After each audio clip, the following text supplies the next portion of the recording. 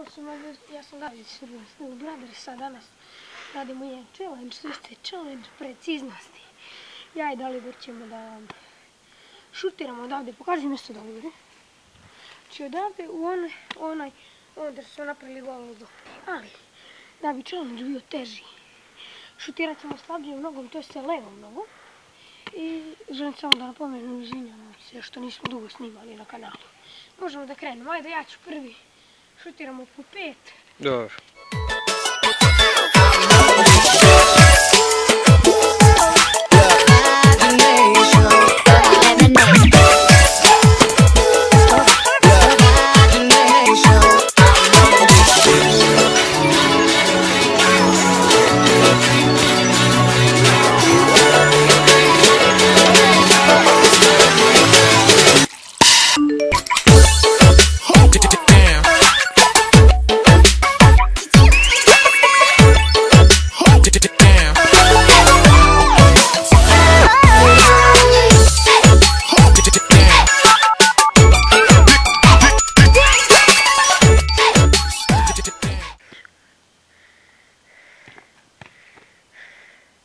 Hvala što ste gledali klip u ovoj bijeli Serbian Skill Brothers.